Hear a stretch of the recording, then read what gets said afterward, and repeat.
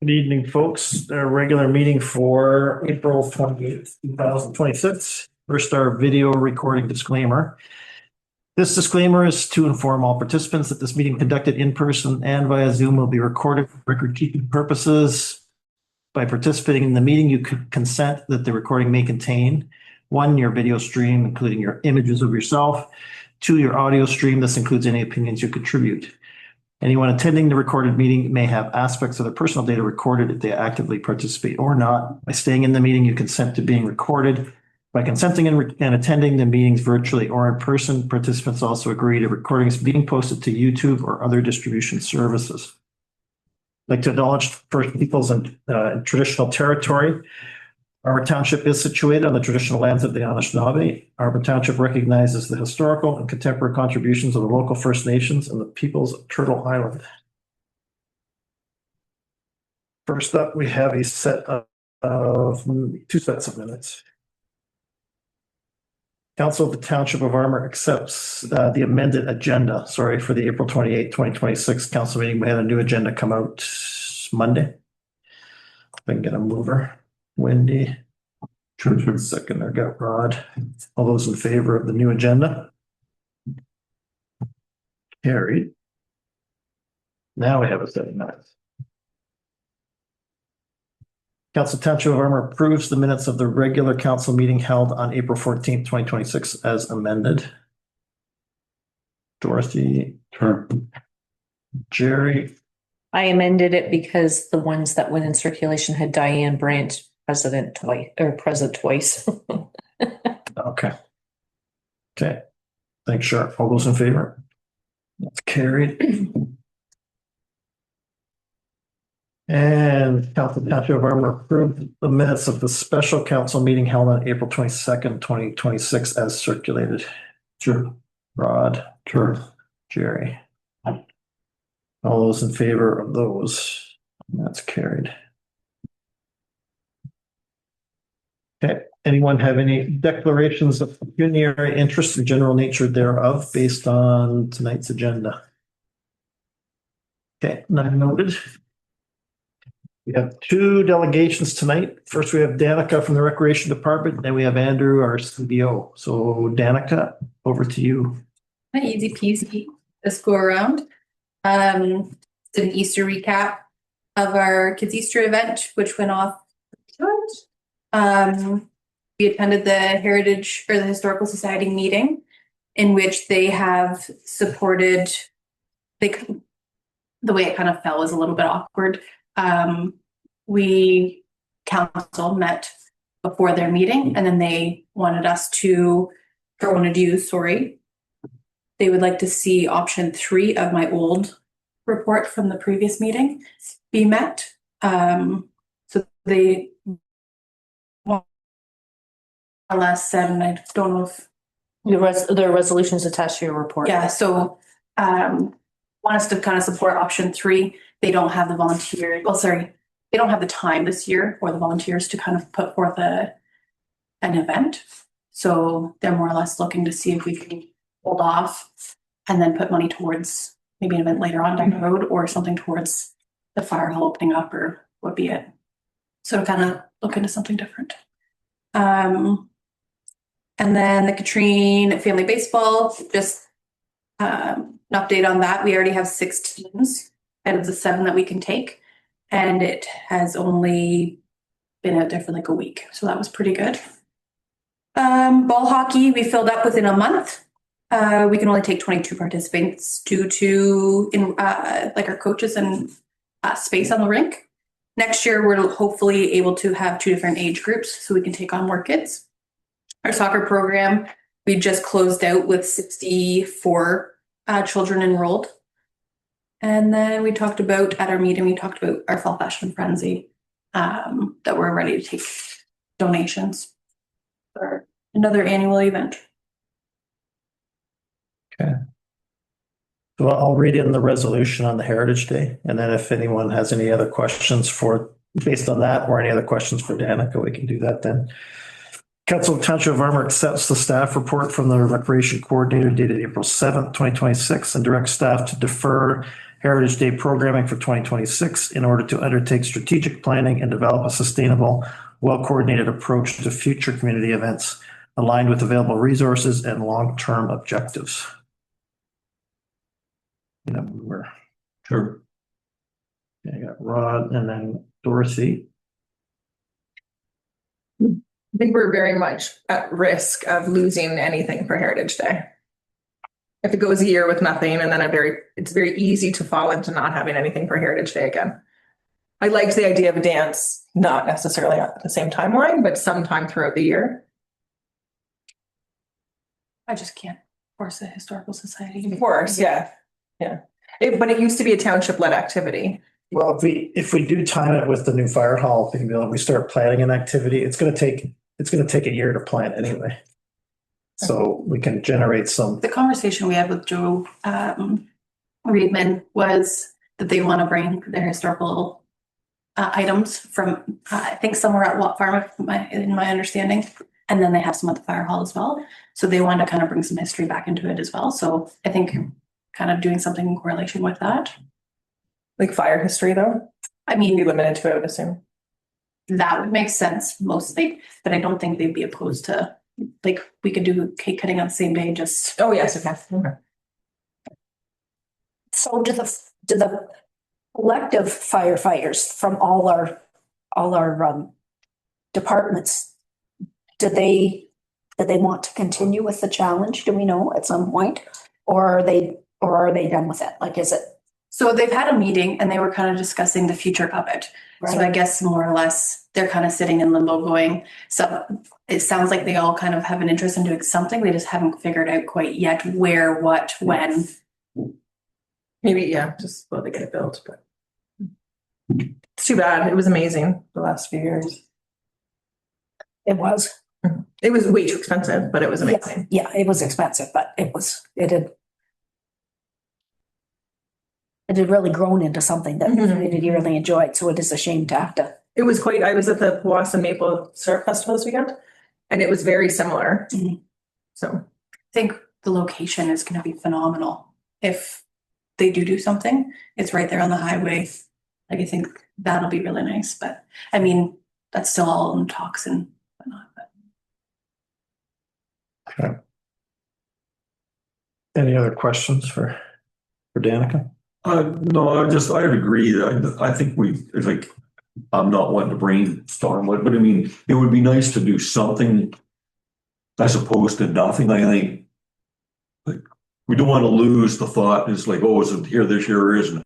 People are just gonna like, they assume it was something, and then if it's not, then they won't plan because they don't know whether it was going to be this year or next year. So I know that Tom Carney was thinking of hosting a firefighter challenge. And with that in mind and continuing, we could still contribute to their like the coins, and just ask that, we be recognized with banners or something as being a support for it.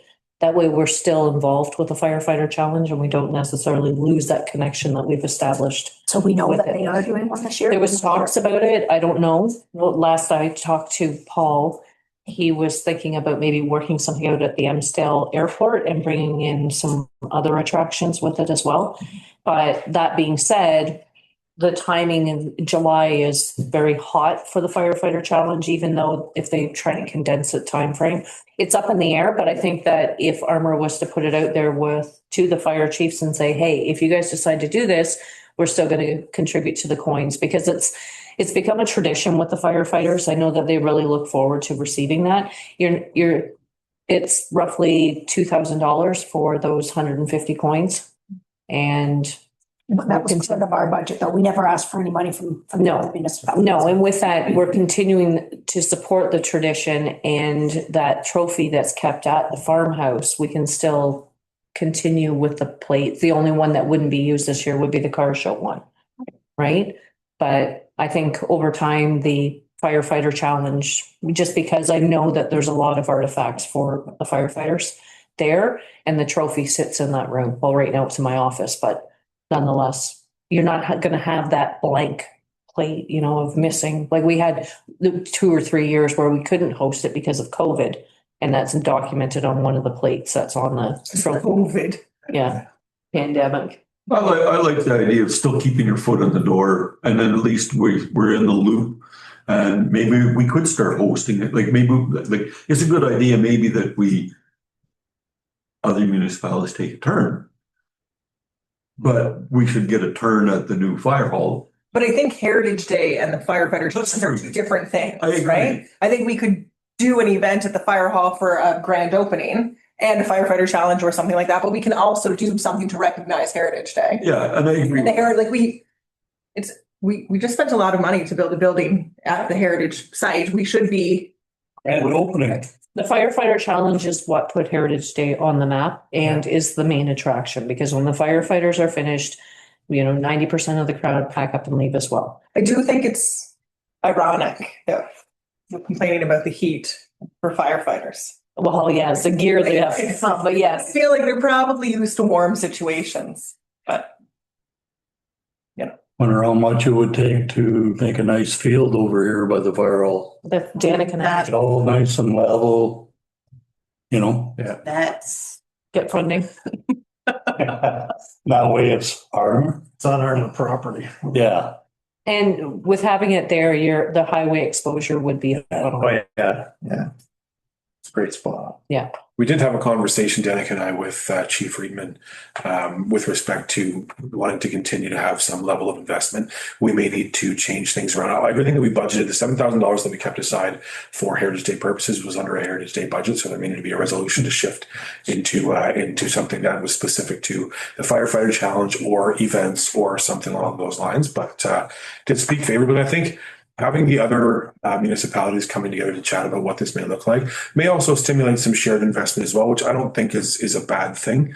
Having multiple folks get in the game, or as was mentioned earlier, shuffling it around from one municipality to the next, and either picks up hosting costs or whatever that may look like. It stimulates some conversation around how does everybody contribute to this, because there's shared and recognized value, right? Yep. So I think it's a good conversation to be having.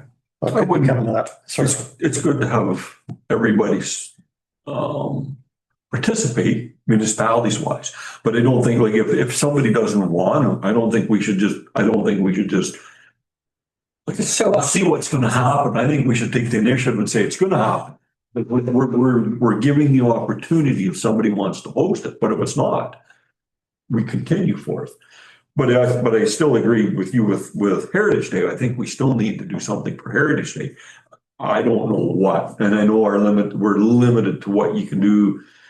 But I mean, if we're, and I said it before, it's not so much, we don't need to promote the whole day. It's there. Not everybody's going to come at the same time. It's a drop in from 10 to 3. We should find the oldest person in Armour Township and have a birthday party at their house. So Pretty much me, James can't tolerate the nonsense any longer. He's like, we're 7 minutes in. both Ryerson and the village host barbecues, so there's the option for you guys to For host a Canada, barbecue right? on, Yeah. on that day, being the second Saturday in July, but maybe just do it at the Katrine Beach. Whoever's there, it's more of a central location. There's parking. So you don't have to wait for the crowd to come to you. Yeah. You just show up to the crowd. there. I like that idea a lot, actually. But how does that bring it back to the heritage? It doesn't, but It's it's an event for the community. It became Heritage Day because the week after Canada Day was Swimsuits, there you go. right? So with Ryerson, it's their community yard sale the Saturday before. And They canceled. Canceled. yeah, and then the village has their Canada Day. But the organization of the event started with the Heritage Group, didn't it? Because of Canada 150, and we were looking, Armour wanted to get involved in the Canada 150, but we didn't know how. And we knew that the second Saturday, the timing frame, we didn't want to overlap with Ryerson or the village. So that left us the Saturday after Canada Day, which was always Heritage Day at the Watt Farm. So we just kind of partnered with them at that time and hosted something up there. And then the following year we continued, but then we gained access across the road. Ever since we lost access across the road, you've lost your parking and your firefighter challenge and all of your attractions. That's why it moved into. And it got really big. Could we, I'm asking, could we partner with the fall fair, the Agriculture Society and Heritage Day. Kind of Logical.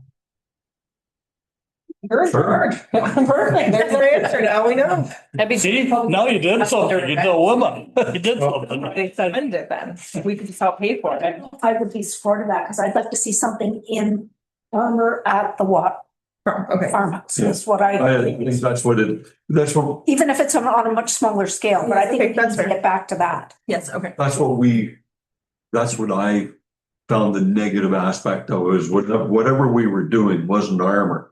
Yeah. It was, And 150 years ago, they had picnics. So there you go. Make it a picnic. So the conversation at the Historical Society meeting was, and we just kind of showed up we as in Melissa and I, showed up to kind of see where their heads were at, to kind of plan forth. And their reasonings were timing, like we're now into May.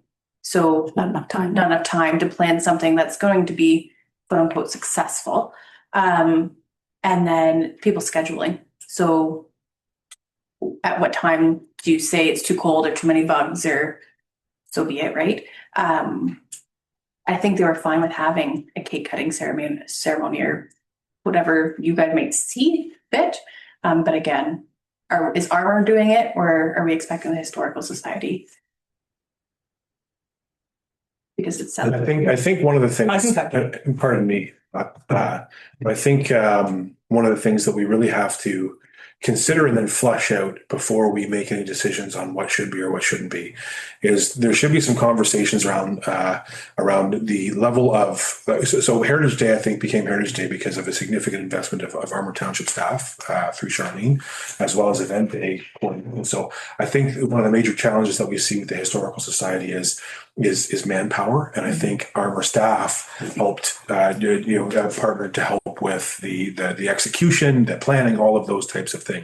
I think we take that major component out, as we took that major component out, or as we started to question that, it fundamentally changes what the event could or should look like. So I think there should be some decision on the staff input that goes in. I know everything was handed to recreation, so I think we need to clarify and set some clear lines as to what can be expected or what our contribution is going to be, including staff time. I think the other side of that too is understanding what the game plan is from the Historical Society's point of view. What would they like to contribute to it as well, and get something on paper so that it's clear and manageable. Based on some of the conversations I'm hearing, there's no really kind of defined lines. And I think, and in fairness, one of the conversations that's been had as well is, I think Armour Township has been quite generous with the support of the Historical Society, the Watt Farm. But in doing so, I'm wondering if that has created some maybe confusion or lack of clarity around the participation from the participation from other councils, from partner councils, because again, there's Falls Armour Ryerson event, and having watched from the economic development perspective, having sat on the Historical Society, there's no other community organization in the area, I think, that has the level of support that the Historical Society has from a particular member council. So I think there should be some discussions on clarifying what the direction is and how we may be able to support, but also keep the doors open for other partners to be able to participate and support the Historical Society as well. Whether that's, I don't know what that looks like at this point, but I think, like a lot of things we've discussed over the last year, let's ask the questions that need to be asked and get a solution down on paper so it clarifies expectations from everybody involved. Because a lot of the conversations, that I've had over the last probably 6 months, there's been certain points that aren't clear. Yeah. Well, the Historical Society moved away from fundraising events at the heritage centers. Remember, we had the Halloween event and we had the cookies with Mrs. Claus. They had to move it out of the farmhouse because they got too many artifacts. And I mean, both of those events were huge successes. I mean, we had huge community support for the Halloween one with Value Mart giving, or Independent giving the pumpkins. It was well visited, both those events. But then we had to move the Halloween one. We ended up partnering with the Lions Club so that we were still involved. The arena, right? Yeah, move that to the arena. And the cookies with Mrs. Claus, the library took that over. So, Well, and we do cookies with Mrs. Yeah. Claus at the community center. so We did it for. both of those were Oh, when we were able to host events there. But it was made very clear we couldn't do the pumpkin carving in the garage anymore because the garage was packed. And you can't have, and all those attractions for the party event attractions. It just wasn't safe. Plus the cleanup was horrendous. A good thing to look forward to, and it was brought up at here in the conversation was the potential of considering somewhat of a grand opening once we get to that point with the red building. So those are some things that we can work towards. But I do believe there's some important conversations that just need to be had, not from I think it's just from a capacity building point of view more than capacity building is the best way to put it. Well, I don't think we're going to solve it here tonight and the key part of the resolution is undertake strategic planning and develop a sustainable, well-coordinated approach to future community events. Sounds good. So let's take a breather and let's plan for how we want this to look in the future. And if the Historical Society wants to do something for Heritage Day this year on a small scale, that's great. And if we can help out, that's great too. And we'll promote it and do whatever we have to, as we have in the past, but it's just not going to be the big 2,000 people there. No, so the Historical Society has removed Heritage Festival from their website entirely. So they had an individual web page there. It was going to create way too much confusion having it there. Unfortunately, they've lost all the history with it over the years. Like it's inactivated, but if anyone was to research it, they're not going to be able to see who won the firefighter challenge 3 years ago or whatever. But at the same time, like you said, if they want to have something smaller with the cake cutting ceremony, they still have that opportunity. That's why one of the things that the Historical Society asked when we first moved it onto the fairgrounds is change the name. It's no longer Heritage Day, it's Heritage Festival, because if Armour ever decided to stop, they still could do Heritage Day. So it's Heritage Festival that's been canceled. Heritage Day Still goes. stays with the Historical Society. Yeah. And as for with the coins, I mean, if there's a donation that comes up and they decide they're going to run it at Kearney, then that's another subject too. It's already in the budget. It's in the budget anyway, so. We just, you had $2,000 set aside every year for fire coins. Yeah. We're not hosting the event this year. Should the fire chiefs approach us about doing the event, I still think that Armour should. It's not costing you anything because the money was already there for them. do we use 150 coins every year? So what they do is they split it between the chiefs and their volunteers, but I always kept enough to give to each council member, right? Between the three councils, and then the fire chiefs took some for their councils or whatever, right? It was still involving. And then, for the most part, yeah, they would. So I think, I don't think it was 150 last year. I think it was 120, but the year that we did the coin for McNay, we did get more because of family and stuff like that. But I mean, for the price that those coins are, that's not bad. It works out to like $10 a coin or something like that. But you look at the quality. So I've seen other ones and they're just stickers. These ones are actually stamped, they're high quality coins that when they go into a bar or whatever, and if they don't have their coin on them, then they've got to pay them round, right? So is that $2,000 outside of that 7,500 that we set that's where that's in that seven? It was in it. So just when I'm budgeting for other things. Yeah. Okay. At least I thought it was. It's always been a line item for Okay. it, but. Yeah. Okay, so we've read this and we have a mover and a seconder. Are there any other comments on this one? All those in favor? Okay, that's carried. We probably won't have as many questions for you. We'll see about that. In the mirror. Anything else, Danica, you want to cover off while you're here? I don't think You're so. welcome to stay as long as you want. Well, it's stayed in the middle. Hopefully the child will be in bed by then. Okay, next up, we have our new agenda item. That's delegation from Andrew.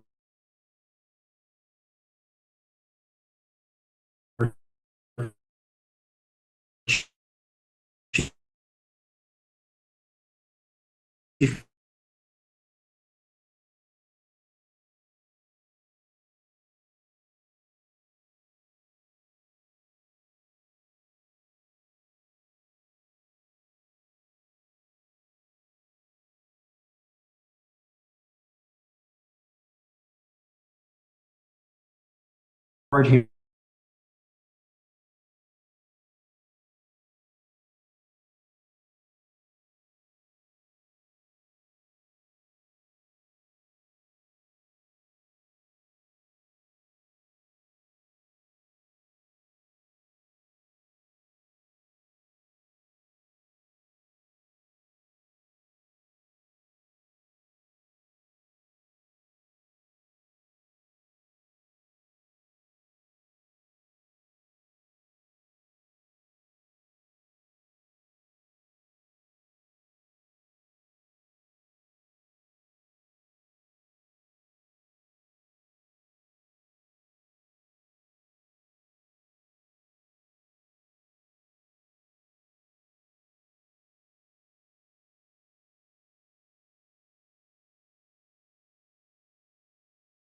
Allison, can you give me a thumbs up if you can hear us all right?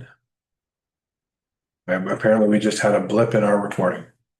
I can hear you. I don't know where my video is. There it is. Okay, Thumbs up. perfect. Thank you. There is a button for that. I appreciate the effort. Okay, Mr. Mayor, it sounds like we are recording. So back, I guess, to Andrew. Sorry for the interruption, Andrew, back to you.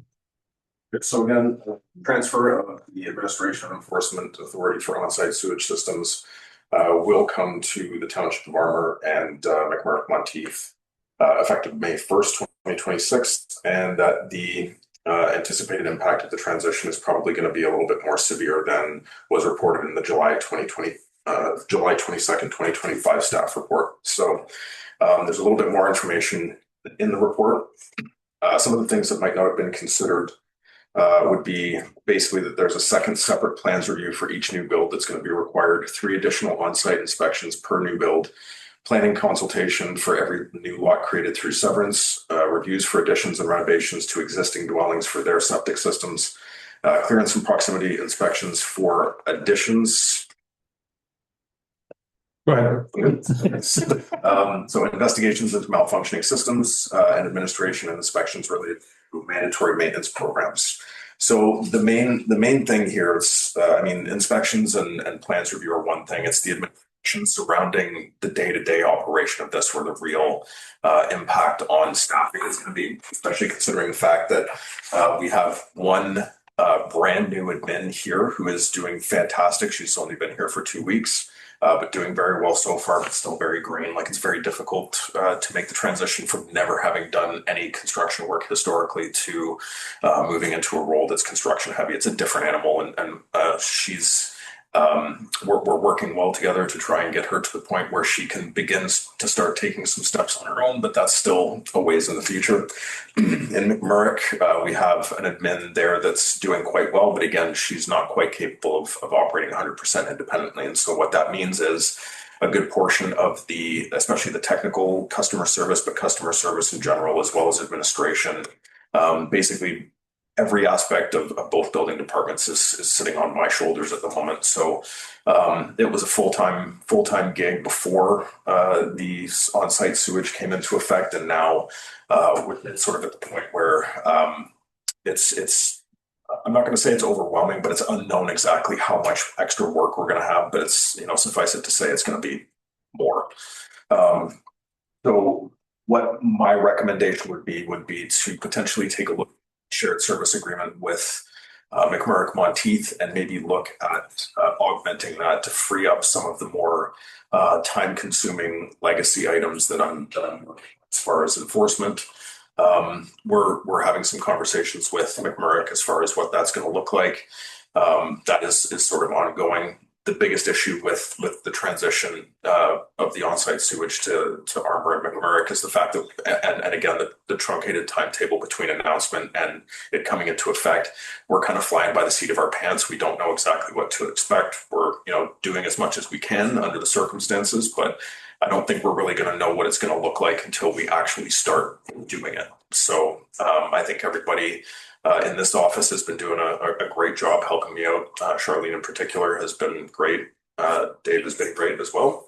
So I really do appreciate that. But that's sort of where we're at. I'm happy to take any questions if you guys want to know what we're facing with. And I might add a couple of points to that as well. I think there are a lot of great things happening very quickly. So there is a lot of support that's referenced in the Andrew's staff report with regard to assistance from Perry, right down to forms as well as assistance in getting caught up to speed for the inspection program. So there's more, I think, to come on that. Maybe we won't get into super specifics on that because there's a lot still being ironed out. But everything right down to the transition of information from North Bay Mattawa Conservation Authority. I think the timeline caught them by surprise as well. So the transfer of documents is a big piece. There may be additional workload to either digitize or redigitize documents that may be coming over. So there's a lot of answers that I think as municipal administrative staff, we would have loved to have had a month ago or even sooner to be able to get this ready to implement. As a recent FAQ email that just came out to all of the participating municipalities or all the affected municipalities. Essentially the drop dead date is April 30th. All new permits come to us. Permits that are in process currently get transferred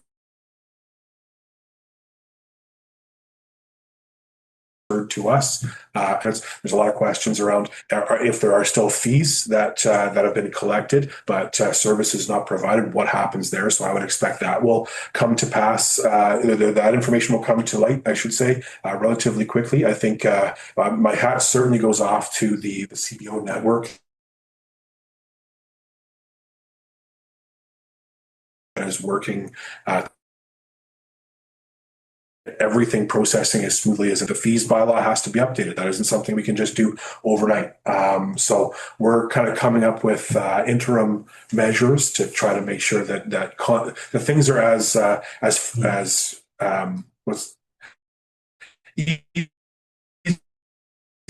as possible to navigate for applicants.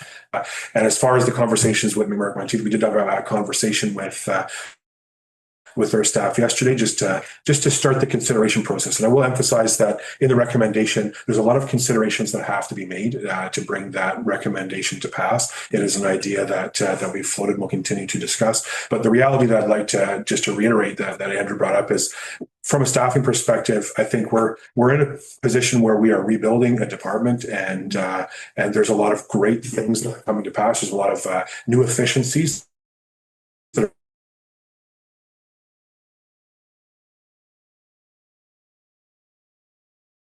brought on with how Andrew review new soft and applicants, I guess, easier to understand and easier to set expectations. So a lot of great things are happening, but we do have new CBO, new admin staff here. And we've been very grateful for the support of the building administrative assistant from McMurray Monteith and keeping the continuity of the program. But we do have there's a couple of high walls, I think, that we're working to get over the top of, and we may need to consider some alternative measures that we're fulsomely unpacking now. So to that end, there's a lot of data that's being collected now. There's some reports that will be coming forward for staff for administrative staff to consider.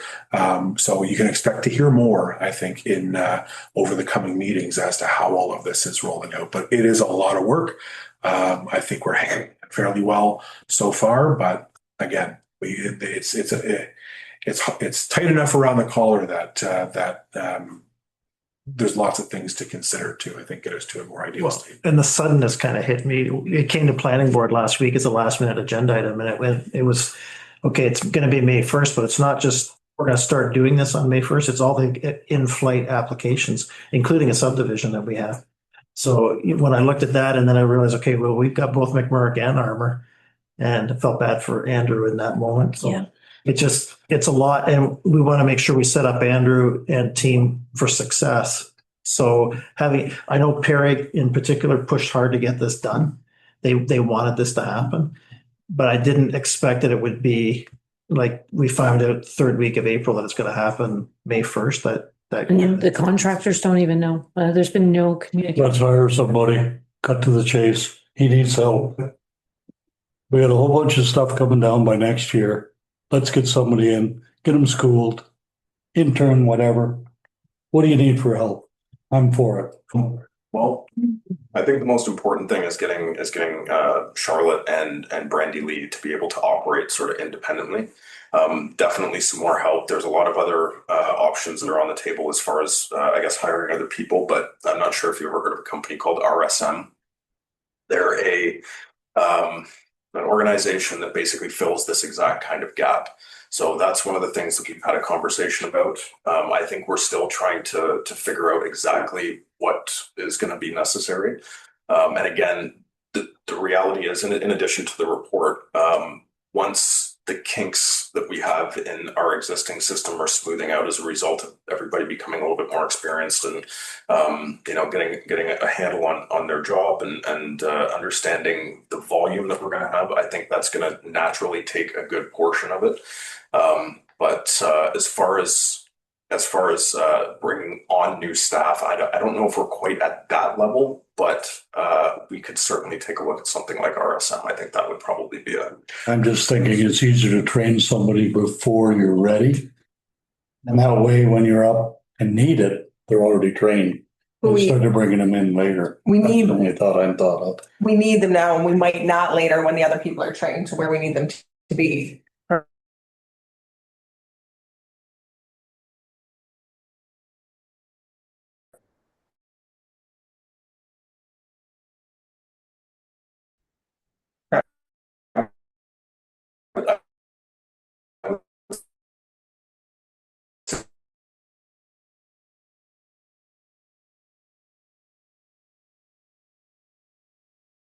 so. But I'm Yeah. to try. Hey, Matt, while losing a little bit, maybe there's somebody up there that needs a job.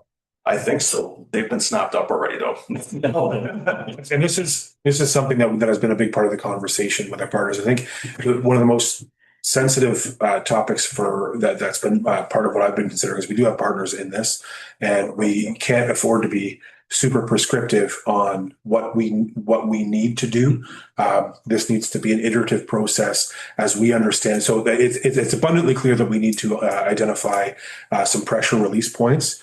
I think support from our partners to the south with Perry, that the discussions have been very favorable. I think that will give us some pressure release. And I think the main bullet point is that we're working towards a bit of a more ideal state while recognizing where we are right now. I think before we can kind of point in any direction and shoot, I think we need a bit more information on the realities that we're facing. And I think that we're off to a very good head start in terms of conversations with our partners. Again, we can't mandate what gets done. I will say that that the recognition from staff was fairly favorable in let's evaluate some other situations. Let's gain some specific data that we can bring forward to illustrate the problem statement. I think there's going to be a couple of problem statements as is defined in this report, but the main bullet point is we are working collaboratively with all partners to come up with a solution that alleviates the pressures. And I think Andrew and I are meeting a couple of times a week to kind of map that out as we're running with this process. So we will have some more information coming back. And I think it's important too that council stay tuned. And if there are specific questions or specific information that we can provide, we can dig into that. So I should also mention, again, as you alluded to there with Perry, Amanda Savage is one of the people that used to work for North Bay Mattawa Conservation Authority. She's the CBO in waiting down there. Basically, Mike is training her, from what I understand, to take over his place once he retires. And so she has years of experience in septics in particular. I've had a lot of really constructive conversations with her over the last little while. So she's going to really help in terms of taking some of the pressure off septics in particular. We're going to basically, like, I do have my Part 8, but I've never done any inspections myself. So she's going to work with me and I'm going to go out and sort of job shadow her while she's doing some of hers. She's going to come up here and basically take the lead on some of our first few septic inspections and plans reviews. So we're really kind of working together. We've got a good relationship so far, and I expect that to continue. So it should be good to take some of the pressure off. But I think in the short and medium term, like there's a bunch of things we could do. I mean, we could just say to McMurray, we don't have the resources anymore. We're going to have to cut bait and we can't do this anymore. That's an option. But I agree with Jerry is that I think we need to think more about building the team up and not just necessarily with septics, but in general around, again, this idea of centers of excellence. We've already got a good small team started. I'm not saying we need to hire somebody today. No. And I think your idea, Andrew, of bringing in a contractor to help out and alleviate some of the pressure makes sense. But I think if we're looking at it strategically, then let's go down the path of, okay, is there something we can do to build a team? Are there other resources that we can get to help build things up without overwhelming the current team? Because the other thing I didn't mention is that the Lake Association at 3 Mile Lake has approached me again about they want to partner on some kind of septic inspection. Like this is their number one priority this year. And if it's their number one priority, we're going to hear about it. I know. So there's a lot of interest from 3 Mile Lake Association around. In the past, there's been hesitation because if you find out that somebody should have their septic replaced, it's a lot of money. Yeah. But they've kind of gone past the tipping point. They said, no, we need to protect the lake. That's number one priority. So that's their focus. So this isn't going to go away, I guess is what I'm saying. And I think we just want to be strategic. We don't want to make a knee-jerk decision and just do something, but at the same time, let's try to build the expertise up. Is it possible, now that we know that Perry has a unique skill set, they have a staff with a unique skill set, is it possible to somehow, I mean, we're partnered with them, but to make kind of an agency of building officials so that would be her go-to? If it's a septic situation, then that's her response. And if it's a building situation, it would be your response? I guess it's possible. So what we've actually kind of had a discussion about, there's some aspects of building inspection where she has less experience. So I'm basically going to help her with those. Yes, and help me with me. So we kind of have like an informal association already. We've had some meetings the last couple of days, and we're all really on the same page when it comes to enforcement and the way that we interpret the code and everything like that. So we're also looking at trying to do everything we can to be as consistent as possible for some of the contractors in the area, so that they know that they're not going to be able to install something differently in one municipality relative to the others. So I like that. Could we make it more formal though, so that you know, if she's spent 30 hours this month with Armour and you only spent 15 with Perry, so that it's more. We have shared services agreement with Perry currently that defines the nature of that partnership. Okay. Yeah, so that is in place. So that is. And it's being followed even with the informal policy? Oh, yeah. So yes. Is the Thank short you. answer. Thank you. So I have one question. I didn't realize that the review of septics was part of that with the transition. Do we not have to implement some sort of program or adopt some sort of program, or because I know we spoke about it in the past, but it involved like a public consultation implementing a program. Is there one that's at the provincial level that, with it being delegated that authority, that we automatically assume? Or are we looking at having to, before we can implement a septic review program, that we have to create one and pass it with a Not bylaw? just that, you got complaints. If somebody complains, somebody has to go and look at that. Yeah. Or if we have. That could be huge. Right? I think that's what Mayor Ward was alluding to. Yep, absolutely. Or if we have, if on May 1st, if there's active orders in place, you're now supposed to enforce those orders? basically, yeah. So, and as far as the volume is concerned, we should be getting paper copies of the existing open permits and any orders this week. I did pick them up from a good portion of them from the North Bay Mattawa Conservation Authority from McMurray today, but we will be getting Mike Wilman from Harry will be picking ours up one day this week, so we will have them to get an idea of how many we've got. So at this point, you don't really know what your numbers look like. No. What was it like for McMurray? Because they're significantly smaller. So it was, again, they didn't provide all of what they were supposed to provide us with, but basically 2 bankers' boxes full of permits. So it's actually less than I was expecting. So if we're anywhere around the same number, it is less than I was expecting. I was expecting to walk out of there with boxes and boxes of stuff, but I'll take it. So, We have a plan in place. If To the best of our ability at this point, I think there haven't been. I don't think I've spoke to any of the administrators that are part of this new legislation that were sitting there with their mitt ready to catch whatever was coming down the pipe. This is coming at. Would have made a mess anyway. Well, yeah. I think and then a lot of questions came up even at the candidates information session. There was a few folks wandering up asking, where are we going? And in particular, some of our partners, kind of wondering what the game plan is. I'm like, well, we're slapping one together as quickly as we possibly can. I think it caught a lot of folks by surprise, but with any luck, with the amount of permits that we have, like I think we have to front load and provide some expectations to new applications coming in, as well as ones that are already in flight, and just through good communication, try to manage the process as best we can while it firms up. And we are only 2 weeks into new admin, so. Yeah, but that's hopeful. I had my concerns when this was first pushed by the province that it belongs with municipalities. And that was when we had a department that was up and running. So the fact that we're in a transition and this has been downloaded as quickly as it has with no. I think it was downplayed as well in 2025. Well, looking back now, I think the reason it was being pushed politically was because they knew that they were going to decimate the conservation authorities. Yeah. So I think that played into it. Yeah, and there are a lot of municipalities that did want this authority.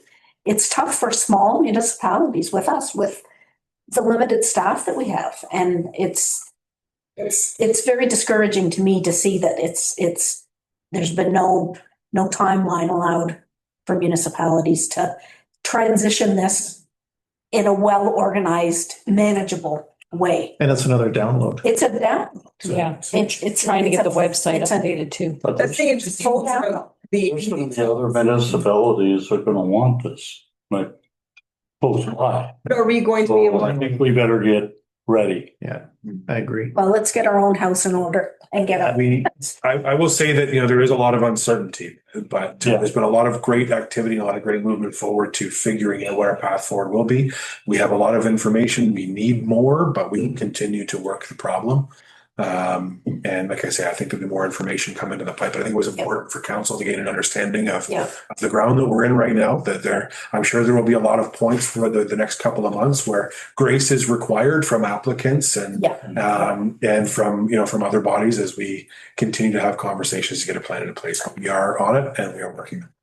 I will say that all things considered and considering the short time frame, just with all the support and all hands on deck, we are a lot further ahead than I was expecting to be. It's really kind of come together with the effort that everybody's put in, and I think we're, as odd as it may be to say it, I think we're actually in a pretty good place, all things considered, to start taking this on. So I'm confident. We'll get her done. Yep. Any other questions? We do have a resolution for this one, just directions. What a crappy first. Yeah. How do you like it so far? It's exciting. It's the hit the fan bylaw. Council Township of Armour accepts staff report from Chief Building Office official dated April 28, 2026 regarding the transfer of on-site sewage system authority from North Bay Mattawa Conservation Authority to the Township of Armour effective May 1st, 2026. And that council directs staff to initiate a review of the current shared services agreement with the Township of McMurrock Monteith with a view to exploring options that better reflect the current scope and complexity of service delivery. And that consideration be given to transitioning chief building official responsibility for McMurrock Monteith to another party such as RSM Building Consultants, with the Armour Township Building Department continuing to provide inspection and plans review services to McMurrock Monteith. Sure. Jerry. Seconder. Okay. Randy. Any other questions for Andrew on this one? Thanks for bringing that up. Thanks, Andrew. We'll work to collect all the information that we need to be able to properly consider that and any other options that present themselves along. And you're welcome to stay as long as you like. Does not have young kids. Bye. You just don't want to go home to visit. This is recorded. Dave would never. You wouldn't know how to get up. Okay, we have no accounts for approval and we have no applications. So we're in the bylaws. First is around enacting load restrictions on the bridges. So it's item 5. Council Township of Armour have read and approved bylaw 24-2026, being a bylaw to enact load restrictions on municipal bridges and repeal bylaw 38-2024. We authorize the mayor and the clerk to sign this bylaw to seal the corporation there too. Mover, Rod. Second, Dorothy. May I ask a question? Certainly. And it's an ignorant one, so I'm just seeking information. We have a load restriction on our roads. So how would one get to the bridge? The bridge one is based on an engineer's inspection every 2 years. They have to verify that the bridges will Withhold or withstand? Okay. I was just like, if you can't drive on the road with a full load, how are you getting to the bridge that? Yeah, that's just half loads for spring. That's just. Oh, thank you. Sorry The roads is for for dumbing that down for me. This bylaw was created because your North Pickerel one was the new bridge and it doesn't have a load limit. So 2024 or 30, the 2024 one had the North Pickerel Lake. It has 3 bridges. In my head, this meant this was the load restrict, like just the spring. It didn't occur to me that it was year round. Now, is this a lower? Sorry? Is this the same or is this lower than what it was before? This is taking the North Picker Lake Road. Yeah, there's no load, there's no restriction on North Pickerel now. No, I'm talking the Horn Lake Road Bridge and these They're all the same. numbers. They didn't They didn't change. change. No change. No change. That's what was my question. Yes, no change in those. Just taking North Pickerel off the old one. Yeah. Okay. We have a mover and a seconder. All those in favor? That's carried. Because as soon as it starts going down, then you know you're going to be Then you're on the bridge. Surprised that the east one didn't go down yet. Knockwood. Okay, so we have item 6. Fees and charges, and these are some additions because of our new septic responsibilities, right? Council of Township of Armour have read first and second time bylaw 25-2026, being a bylaw to update the fees or charges for services provided by the Township of Armour and to repeal bylaw 57-2025. Drew, Rod, seconder. Sure. Wendy. So all the changes on this are due to the septic services, is that right? Yes, so this bylaw, as you said, is first and second readings only. You will read it once again on May 12th and finalize. So the fees bylaw will not come into play until May 12th. Okay. Because the fee bylaw has to go to 2 meetings. So what would we do with the septic in the meantime? Just couldn't issue any fees or Just can't I gotta say. money, that's all, okay. They're still going, once the website's updated, it's going to detail those fees as being applicable, but we won't actually. Can't actually. So you guys approve them on May 12th. So hopefully that'll buy a little bit of time too for the building. Well, that's my concern is what timeframes. What's in the Ontario Building Code for timeframes on these? Yeah. There are, in discussions with Andrew as well, there are plans reviews in the event that we get an onslaught of septic permits. Plans reviews can still continue on with the expectation of the fees, are planned to be X. Okay. So just managing the communication process, I think, is how we're going to get around that. Parking whatever we can and continuing on through the process with whatever we can. All right, we have a mover and a seconder. All those in favor? That's carried. Next is in regards to the public meeting we had earlier. Council Township of Armour have read and approved bylaw 26-2026, being a bylaw to amend zoning bylaw 27-95 to restrict and control the use of shipping containers and authorize the mayor and clerk to sign this bylaw and affix the seal of the corporation there too. Item 7, if I can get a mover. Sure. Okay. Second, Rod. Any other questions on this one? I was somewhere the other day and I seen a container with a set of wheels on it. Is it now a container? Attached to it. It's a trailer. Is that right? I've seen that. I was like, that's interesting. Yeah. Trailer. Right? If it has wheels, it's a trailer. But it's a container, but with a set of wheels. Now, what is it? Well, if it can be The moved. loophole. Made it easy to move. Based on my understanding with the zoning bylaw, if the zoning bylaw doesn't speak to it, then it's not permitted. But it all depends on the use. Is it something that's connected to the back of a transport and still being used? Is it a trailer and Foot every year and Hopefully we don't have to deal with that. It sounds like It is what away it is. I don't know. bylaw will let us know. There's always somebody out there who's willing Yeah. to push the limit. I think the wheels were there so they could move it to put it where they want it. But the thing is, if it'll do that, like, Yeah. probably just leave the wheels on it. Located and then the wheels come off, who knows, eh? It looks like, yeah, so it looks like they can move the container with a tractor. Yeah. If we're talking the same thing, it looks like somebody can move it with a tractor or maybe a backhoe or something if they want to change locations. But But what's the use? What is it being used for? If it's No idea. storage? I One, I just seen it. Like, oh, mean, that's what the issue with us accepting tiny homes was for the longest time, because they could be loaded up on a trailer, they could be put on wheels. Do you consider them permanent structures, whatever, right? It's the same thing they had in Georgian Bay with the floating containers. Yeah, It was houseboat, yeah. yeah. the septic running out the side. It was sort of interesting. So we'll keep an eye out for that, Jerry. Yeah, Yeah, thanks for the heads up. different. Please we see it. Yeah. bang on the door. What are you doing in here? Is this your home? Where's Property standards, I'm sure. Yeah. Okay, we have a mover and a seconder. All those in favor? Carried.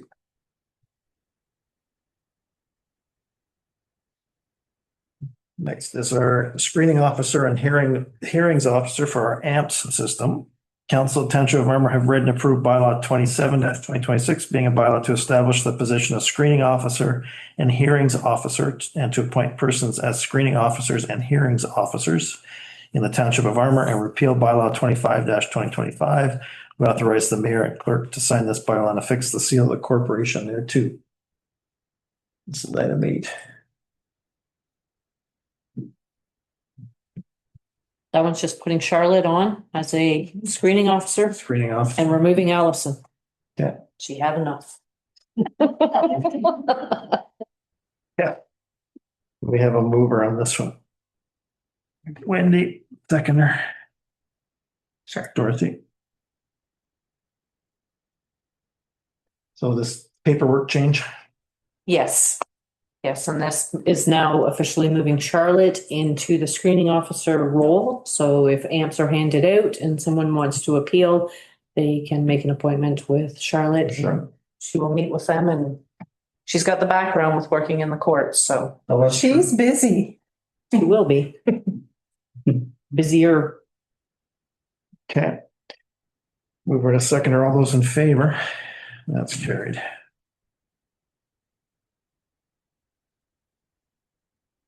And last but not least, I like this. and we actually have Allison on here if anybody has any questions about this one.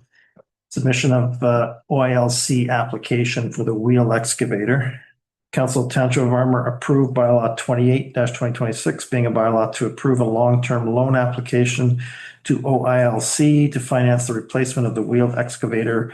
We authorize the mayor and clerk to sign this bylaw and affix the seal of corporation there too. Sure. Mover Wendy, Jerry. Does anybody want some background from Allison on this one? Allison, you want to just give us a quick summary and then? It's this is the loan to apply for the wheeled excavator. So this is the bylaw to authorize me to apply for the loan. I'm still waiting on the delivery date from Dave Creaser before we can finish the application. Do we know what the rate is, Allison? The interest rate? When I did the preliminary application, it was 4.3% for a 15-year loan. Thank you. You're welcome. Well, Allison's better than my truck loan. Yeah. Okay, so this will get the application process started. We have a mover and a seconder. All those in favor? That's carried. So you can carry on, Allison.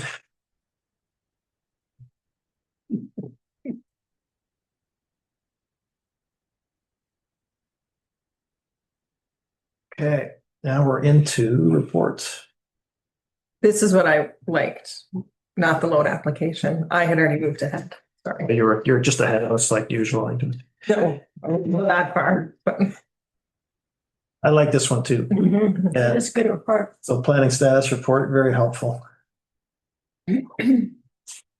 Any questions for Charlene or questions to go back to landscape on this one? Can I stop doing the monthly ones if they're gonna do quarterly? You could do the months in between. This was part of their RFP indicating that they would be providing this to council, so. Yeah, good. I like that. You're finding them good to work with? Absolutely. Yeah. Okay, next up we have Historical Society minutes of April 20th. Anything you want to highlight here, Sharon?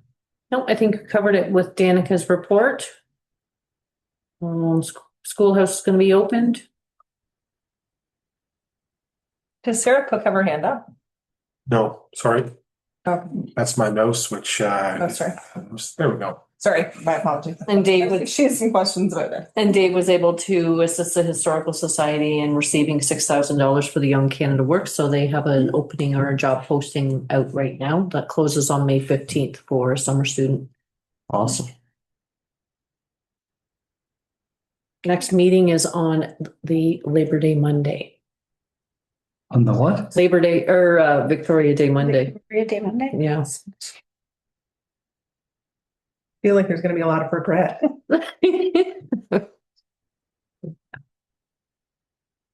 It says here resolution, but I assume that's the resolution we did earlier about the heritage. Yeah.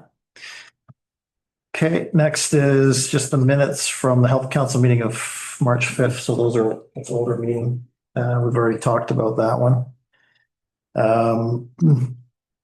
Actually, maybe just quickly, I'll mention, so yesterday was the closing date for the EOI that we had put out. And we have received some responses, but I believe we're going to extend the dates.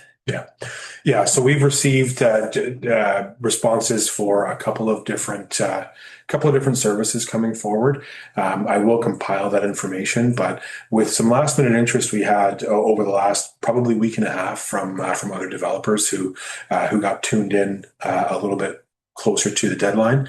I mean, the EOI process, while we approved it here through council, is the way we've referred to it as we're kind of just opening the doors to the bus to see who would like to come on. It's not like a formal tender or what have you. So my intention was to review that, come up with a staff report that can come to the next council meeting, but otherwise to extend the date out. And that may be another 6-week extension that we can put onto that, or it could be something that, I can put a 6-week extension on and council can determine whether we just leave it open through the deliberation process. Ideally, we'd love to be in the position where we have so many that we have to shut it down. But I think given the nature of all of the services that could go in to a new facility, if we're able to get it moving forward, I think it makes sense to leave the doors wide open and chat with whoever comes forward. I think at some point in the very near future, we will start to have to host our meetings to bring partners together. But I think the buzz that will come from that will hopefully generate some more interest. And the deadline worked in a sense because a lot of people, for whatever reason, last week they said, "Oh, can you extend the deadline? So, and we don't want to miss out, so. Where there's no big panic for No this. panic. No. I do think a deadline helps. Yeah. Yeah, So maybe what I'll do is I'll push it out maybe another 6 weeks. We'll get it back up on the website, reissue it on social media, and then we can, for those who are interested, who have communicated interest via email and other mediums, we can just make sure to let them know that we are opening it back up, and perhaps put it along with a deadline, put a first meeting date for all interested parties. Wonderful. What date was the closing date? 27th. Was yesterday, yeah, Oh, today. yeah. so am I reading this report that we're down to 66 people on a wait list? So yes and no. Okay, So the Ontario Ministry of Health being what it is, there's a HCC is Healthcare Connect, sorry for all the acronyms in here. oh, So Healthcare Connects is the central Ontario Yeah. wait list, and some people put themselves on that wait list. And some people put themselves on the local wait list, which is the family health team here. So the family health team is still at around 400. I don't know if it shows it here. I think they're still at 400, but they're still targeting having the wait list down to 0 by the end of the calendar year. thank you. Any other questions on Health Council? Next meeting is- The introduction of this Joel Bayless of Megwin Family Dental in South River.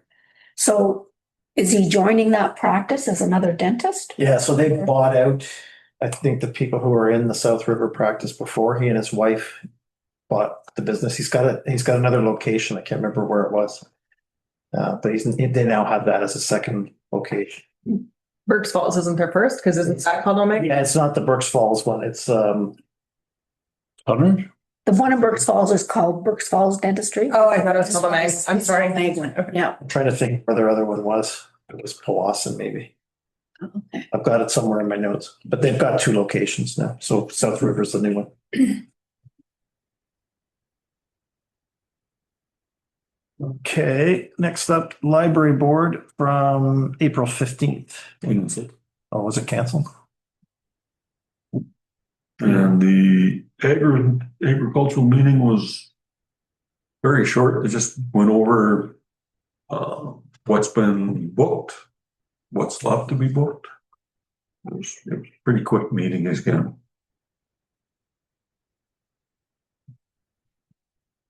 Still on target for the Labor Day weekend. Yep. Yeah, they've got, I'd say 75% of everything's booked already. I think they know what they're doing by now. And they've got, it's actually going, it used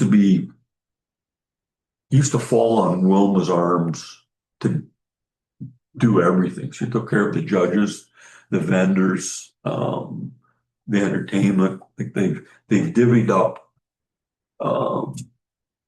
projects for everybody. So it's running smoothly that way.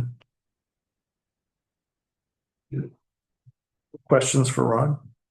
So are they going to have a library board meeting in April, or they just skip it? No, we were supposed to have it last week and it got canceled. I didn't get to talk to any of it, but they canceled it.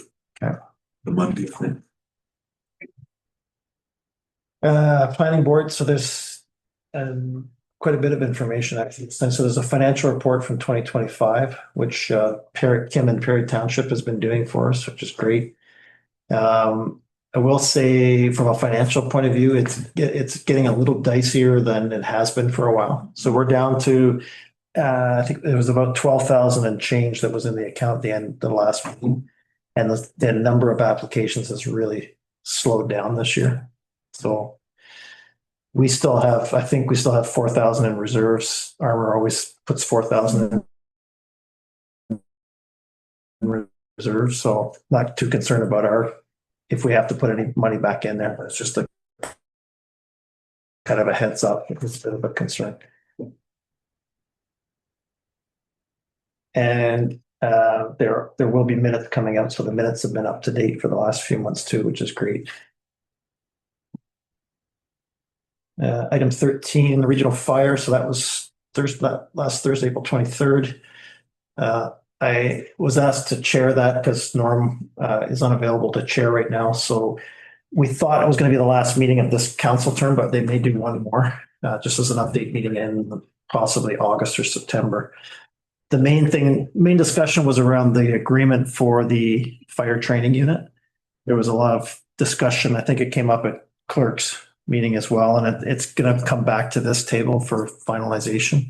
A few comments around some of the wording in the agreement and that's it, but nothing major. I think they've kind of fought through most of it.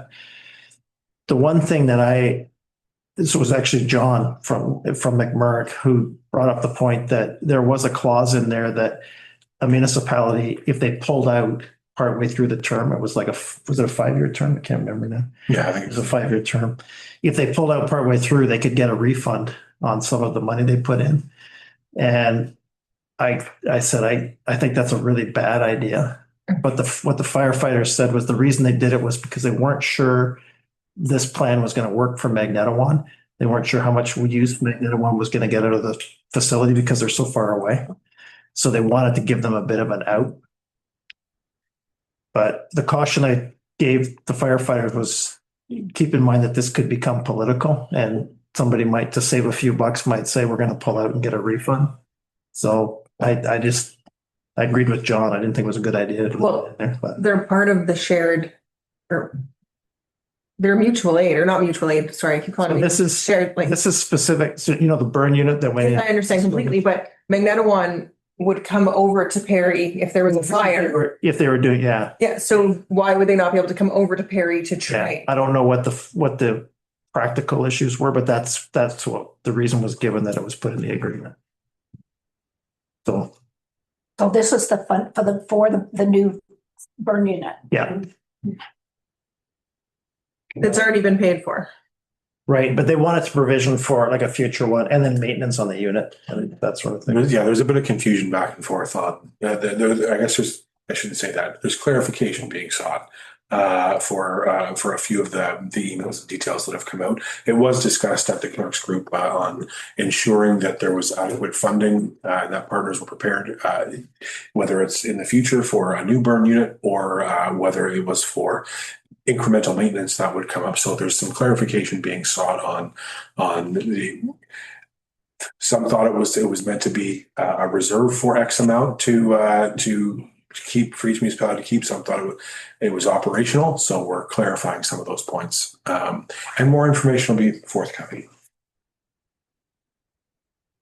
The other discussion items were around the program that Joe's bringing into our fire department. I can't remember the name of the software. First something or other. First Due. Yeah. But he just discussed that because all the other ones are using the Fire Pro and the Fire Pro is becoming a bit problematic. And then the question that Norm wanted on the agenda actually was the thought of having GPS, having cameras in the cabs of the fire trucks. That wasn't well received by the fire. They talked about this in the past and it's an issue. So I don't know that that's going to fly, but it was an interesting discussion. I think they're volunteers. Employees is one thing, and that's typically only if you have a problem. Yeah. If there's no problem and they're volunteers, it might be a lot to ask, unless they're really good singers or something, and we're hoping to find. And stuff gets taken out of context, and you don't know what's going to come out of it. So, anyway, interesting conversation. So there will be one more meeting before the end of the council term, but it hasn't been scheduled yet. Regional Fire East, April 23rd, the same night. So over to you, Wendy. Okay, East. You'll see the reports and everything on here. There's also a resolution. We spent a lot of the evening discussing the RFP for updating our regional economic development strategic plan. So there was proposals received and reviewed by the subcommittee. We discussed the top three proposals at length. There was pluses and minuses. It was quite a lengthy discussion. But the board actually took a real vote, which doesn't happen that often, and supported the Karen Jones Consulting, which happened to be the lowest tender as well. So that's the resolution you're being asked to support this evening. We also spent a lot of the evening discussing a trade show, but we're not really sure that it's going to be called a trade show. Almaguin Living Show. It's we've discussed it briefly at other meetings, but I believe we're going to move forward with it next spring. So we're going to spend the next 10 months or so getting organized, determining who we want to target, who wants to be involved in the process. It started out bringing trades to a show in the area, but I think it's going to be expanded somewhat, although we want to start fairly small and manageable. One of our board members feels strongly that the trades would really benefit from having a show where they could highlight what they offer to the community. But as well, we want it to make it sort of a family event as well. So we want to bring, things that the average homeowner or seasonal property owner would be interested in seeing in a trade show. So we're going to focus on that for spring of 2027. And we did determine that because we will be partnering with a number of people on this, Women's Resource Labor Market Group, there'll be a number of people that we asked to help us fund this. So we're looking at doing a red gala 1 year and then a trade show and then a red gala. We won't try and do both events in 1 year because we would be asking our partners for more money. So we've decided that probably isn't the best approach. So it was a very good meeting. Very positive meeting. It's amazing how positive our meetings are these days. Not talking about funding anymore. Yeah. Those were the highlights. Is there any questions from the minutes or the reports? What I just heard was now that Dave's not the CAO, things are much more positive. I'm no longer the CAO. What kind of meeting is this? I meant the director of ACE. Mike, thanks. Anyway, glad things are really good at ACE.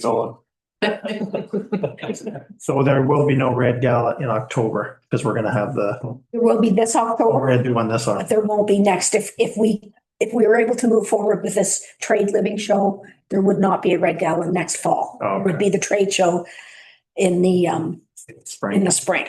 But there will be a red gala this fall. It's being currently worked on. So you'll see the staff report about the recommendation for the strat plan here as well. It's fairly detailed from Courtney. It's a good report. Yeah, she's very efficient. My hat goes off to staff, and we had a board representative sitting in the review committee for how quickly they turned around the review. There was 11 proposals. Yeah. Some of them were rounding, 70, 80 pages.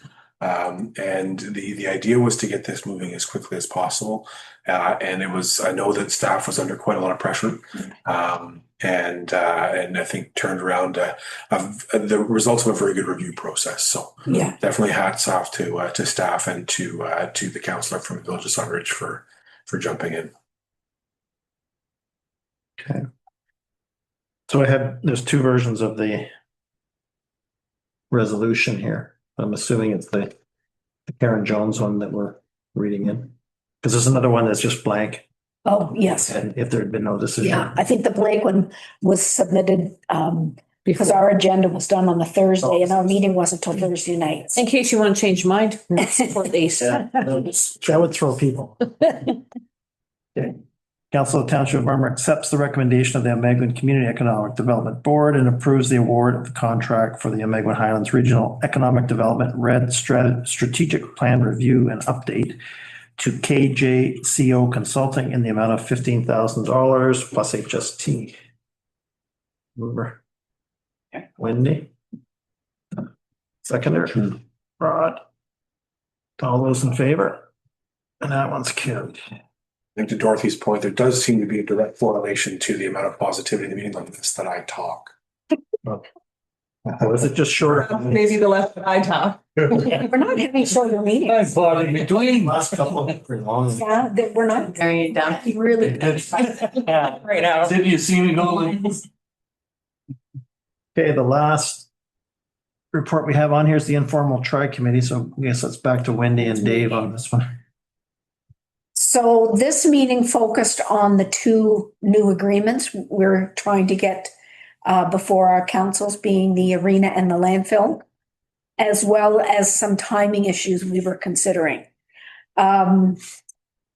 These agreements actually don't have to be done, but we would like the existing sitting councils to approve these agreements during this term. So we've suggested some date changes for our shared service, our tri-committee agreements, in order to get these agreements before each council and get them approved. And we also don't think there's much point in having a tri meeting in August, because there's a chance some councils could be lame duck in August. So we thought we would see if there was support to move some of those dates around to facilitate getting these agreements in place and done a little early, and meeting a little early for the tri group, and then canceling the August meeting, because a bunch of us are going to be really busy trying to get reelected maybe. So The October one too, is voting day. what Election. is it? Oh, that's right. Oh, well, the October one is budget, so we figured the subcommittee didn't make a recommendation for that. They have to recommend a date change for whatever the next tri-council. Whatever, meeting will be. yeah. But everybody's looking at the same dates.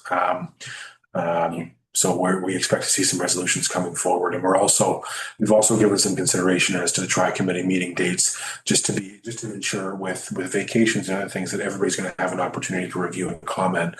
So I think at this point we're just asking all council members to review the draft agreements that have been provided by Braden Robinson.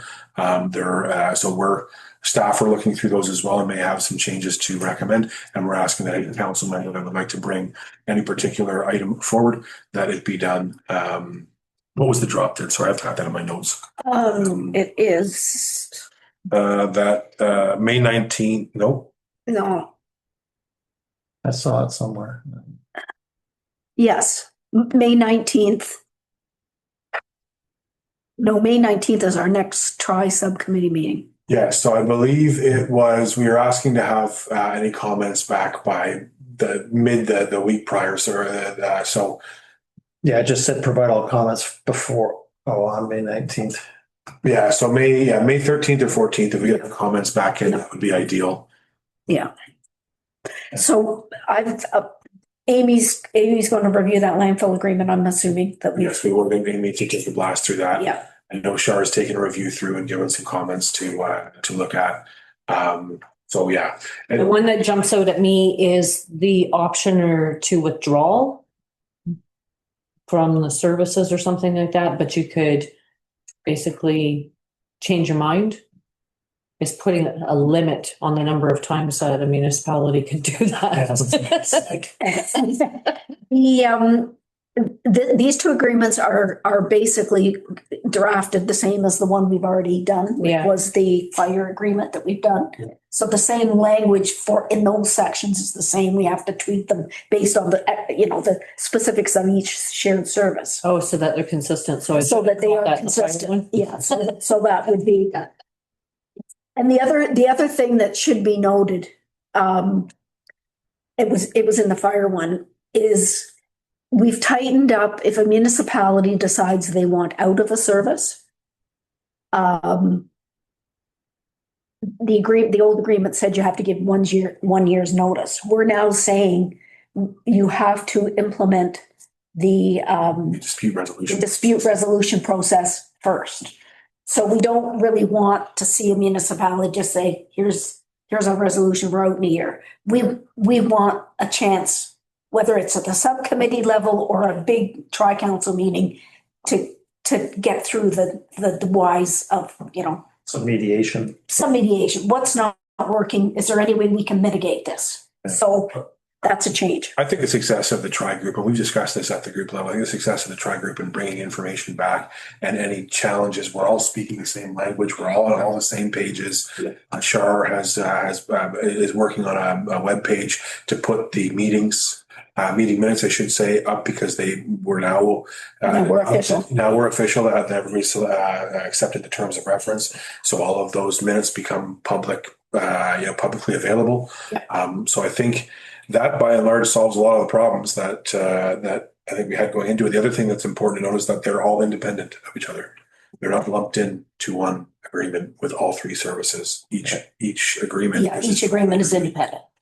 So functionally, if you want to pull out a shared services, you have a lot of paperwork to a lot of dispute resolution processes. They won't be one agreement that you will be disputing, one major agreement that you'll be disputing. It'll be each Individual service. Yeah. Good. Those meetings are going well. So you've got the drafts on this agenda for consideration? Yeah, they're the last two items. Yeah. Yeah, 26 and 27. So if you do have any comments, concerns, please bring them to Dave and I's attention so that we can. Or ideally, you can bring them to the May 12th meeting for discussion. Yeah. But again, if something trickles in a couple of days later, we just wanted to make sure that each council had the opportunity to meet and discuss. Yeah. I know that it may not hit Brooks Falls in terms of ideal timing because their meeting, I think, was pushed off a little bit. But I think Denis was going to have some conversation to if there's anything that's delayed or lagging, then we'll there'll be room for them to review the finalized drafts. So the tri-council meeting would move to June from May. So it would move to June 22nd. And I think we have. And we do have a resolution. Yeah. For that. But that's the reason why we've suggested that move, is so that we can have time to get these two agreements done. And then we're not in this limbo situation with a new council. Do we have agreement? Do we not have an I agreement? think that's wise. Yeah. It provides a lot of assurance to staff as well, Yeah. going into, not having this linger over a council term. Yeah. Okay, Council Township of Armour adopts the recommendation of the Tri-Council Subcommittee to reschedule the Tri-Council meeting originally set for May 25th, 2026 to June 22nd, 2026 to be hosted by the Township of Armour, and further approves the cancellation of the Tri-Council meeting schedule for August 24th, 2026. Dorothy. Seconder. Wendy. Yeah, I've already had my pen on the. Okay, all those in favor? It's carried. Anything else, Wendy, on the? No, I think that's it. All right, we're into correspondence. Why don't we take a break until, let's say 8:45, stretch our legs. Then finish business. We are into correspondence. I think we only have one resolution. Mhm. This one, I was going to do some research. I was not aware of this actually being fact. I've heard rumors about this. I don't know if this is fact, of the cancer clinic in Huntsville moving to Bracebridge. I had a phone call tonight. Austin's the vice president of It's that. Austin Toth, right? And he wants to have a delegation come in and talk to us at Gary very soon. I've talked to his wife before. Yeah. And he was at the gun show. And he just happened to go for breakfast at the Blue Roof. And John and Braden were there. So, or sorry, not John. Scott. Scott and Green, yeah. Scott didn't know anything about it. Graydon did. Okay. All right. Reading the resolution, Township of Armour supports the municipality of Magnetawan and its opposition to the relocation of the Huntsville Cancer Clinic to Bracebridge, urging the province to retain local oncology services in Huntsville to ensure equitable, accessible care for rural residents. There. Second. Sure. Odd. All those in favor? That's carried.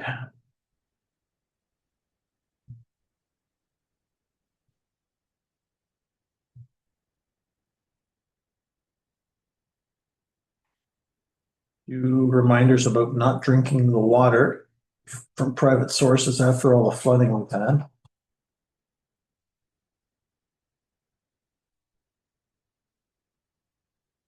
Thank you from the Muskoka 13 Under Hornets for our donation a while back. Flood warning, we all know about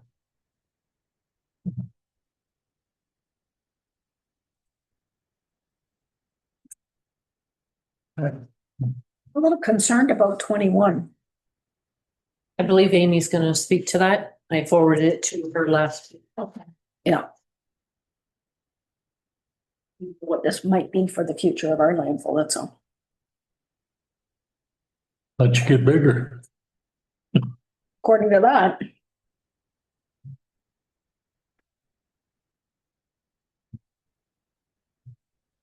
I noticed it's more of a mound, like they used to be just pushing out. There's getting to be more of a mound there now. It's noticeably going up. Yeah. Almost time to do the mining. To recover some. Yeah. It's always so amusing to me when people talk about mining the dump. I'm like, what a strange, but You never know what you're gonna find. now I understand the purpose, but what? You reclaim all the gravel in the cover now. Yeah. But it's amazing how much of that is in there. Especially years ago, we used to put sand on Oh, God. right at night. Yeah. Yeah, we put a lot of sand in the landfill. Yeah. Our new beach. Okay, we are down to unfinished business. So there's the Township of Bryerson's approval of the library budget. And then we are on to new business. So we have the staff report on the loss of our municipal records here in the basement of this building. So I guess, David, over to you for more info. So in terms of the basement flood, I'll let Charlene speak to her staff report and the missing documents, but in terms of where we're at with the refinishing of the basement, so DKI restoration is in and starting to replace the drywall that was taken out. So the restoration process has begun. There are a few bits and pieces that will remain to be decided, and I'm due to have a conversation with our contact there to discuss some of those changes, but he has begun with some of the rework that needs to be done, putting drywall down and we putting the floor back in. We will have to go through a lot of the, for lack of a better word, stuff, all of the items that were downstairs that have been moved to central locations downstairs. There'll be testing of equipment that has to be done. There were some terminals down there that were plugged into power supplies that were on the floor. So we will have to catalog all of that for the claim, but we are progressing through that process. As Char's staff report has mentioned, there were some documents lost that we will have to. It isn't as simple as bringing in Jay Shredding to shred them or a shredding company to shred them, because the water damaged and wet material will require to be dried. Will be required to be dried prior to being shredded, so we have to get a quote on that as well. So all of those documents have been sealed in clear plastic bags and are awaiting being picked up. So I don't know if you wanted to give an overview, Char, but everything's in there in the report as to what was destroyed. Unfortunately, we were in between our cycle for shredding. There were some boxes that were past their destroy date that were up a little bit higher, but when you put a racking system in that sits a few inches off the ground, you figure that'll be more than enough to cover 98% of the flooding that you're going to end up seeing from groundwater or what have you, not 10 inches from a ruptured hot water tank. So our furnace is back up and running. We are back up and running with a new water heater. There was a water softener system installed to prevent damage to the water heater, which has also greatly improved the quality of the tap water, which I think is a positive as well. So that work has been done, and we're continuing to work with our insurer to. Now, did you have to do a complete replacement of the furnace or just a repair? Just repair. Just to repair. Apparently the motherboard for that furnace is conveniently located at ground level. And I think even if we'd had a few inches of water, it would have been compromised. But not an engineer when it comes to that stuff, so I'm not sure what the thought process was there. But Electronics does not like water. No. yeah, it was not an expensive repair. So that's and that will be covered. The only thing that's not covered is the cause, so the water heater itself. So having that replaced, and then of course the upgrade of the water softener will not be covered. So start with if we get an FOI request for a record that we just don't have anymore, is there? Some of them, like the minutes, we have in digital form. We just closed session minutes that were lost weren't going to be public record anyways. And all the time I've been here, we've never had to reference closed stuff, but a lot of them are digital. I just don't know. They're all password protected from the previous clerk. But I think the main ones out of that list would be the budgets. So what do you have? Because the budgets were in an area that you've lost, or the audits, 2018 to 2020.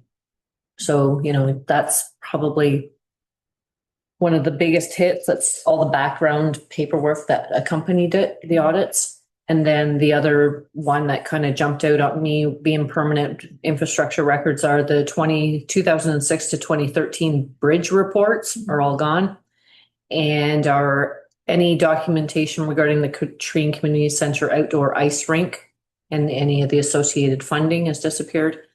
And for some reason, I don't know why it was considered a permanent record, but all the boxes and boxes of paperwork back to when we were assigning civic numbers to properties. So, and then you can see some of the most recent would be your recent taxation and financial records, all from 2024. But a lot of those again are digital, right, from downloads. We have had in the past records search requests regarding taxation records, and Allison has gone back to the old paper roll books.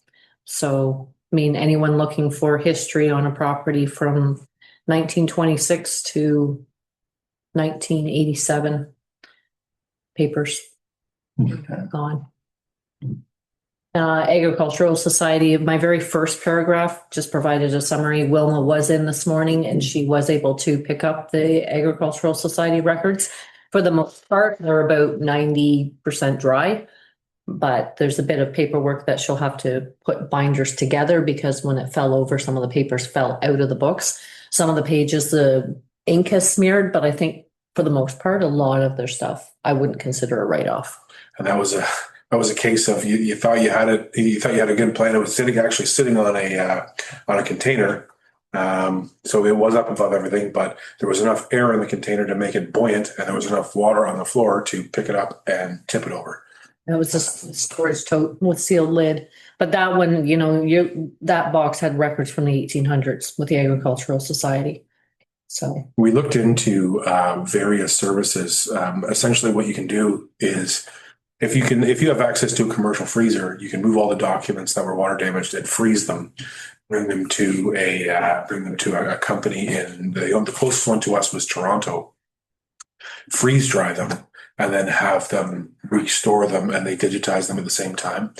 The very rough quote until they came and saw until they would have come to see the number of boxes was anywhere between $10,000 and $20,000 to go and to do that. By the time we got that information, it was past that kind of critical 48-hour window. And again, it was kind of, you could spend that money which I assume would go against our content insurance allowable. And we were concerned at that point that we would have put that money out to not get results. Successful. one thing that I did not include in this report, even though I mentioned on the Agricultural Society, is I know that the library had a bunch of books stored here too, and they were all damaged. I don't know what was in the boxes. I don't know if Nieves has been advised. We had boxes and boxes of Jan McChesney's history books in the basement, and they're all gone too. Oh, right. We might have, Oh, yeah. I think we may have maybe 3 or 4 boxes that were saved. Those books. To my knowledge, that I don't think that communication's gone out, so then we have to look at it. Well, I wasn't big on bringing Nieves downstairs at that point from recovering. I knew that there would probably be some damage, but now we're dealing with hazmat material down there with having to bag everything. Yeah. Well, that was the big concern too, is once we open that up, you're going to want to be in a well ventilated area. And Yeah. to the point where Chief Friedman had said, if they are able to shred wet documents, we'll come with our air packs and dispose of them. But that's not, I guess, not how it works. So J shredding must have a process. The other thing that we were concerned about that caused delay as well is, can we just hand our confidential documents over to a company that's going to take them somewhere and do something. So there was a lot that we had to try to figure out, and of course other major problems that were coming forward. So And the other flood hit. yeah. But on the other side too, like a lot of the documents that are here would be part of the public record anyways, when it comes to meetings. Yeah. Closed session, not so much, but, yeah. So yeah, I think just going through the process now to officially designate them as destroyed and then actually destroy them. I don't think we're going to be able to get the shredding service here until mid-May. And ACE is still, are they working out of the strong office? Or? Yeah, so they come in here, and if there's space available at the council table, we've had the melding of the minds here for the downstairs departments, so I think everybody's do the best they can. The fire department has Chief Friedman has graciously offered space in their office in Brooks Falls. The boardroom there if people need it. So we've had lots of offers of space, and of course bylaw departments here, there, and everywhere, and welcome in a lot of offices as well. So we're getting by. Okay. Any questions for Shar or Dave on that report? Thanks for doing that. Midst of all the other fun. Next up, DPSMA. So that meeting is May 29th. It's at Kearney this time. Who wants to go? I'll be there. Jerry, I will not be. I'm away. I will go. you will? Dorothy? Rod, Mr. Blakelock? I'm gonna go and look at my calendar. I'll let you know what by Friday, is that all right? Yes. How about Thursday at noon?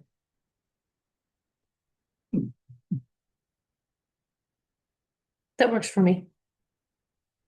Okay. Next is Township of Armour flood information packages. So this is the information we provided to the resident.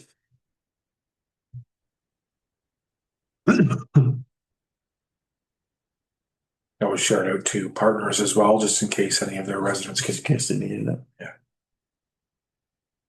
And then the last 2 items are the draft joint services agreements for the arena and the landfill.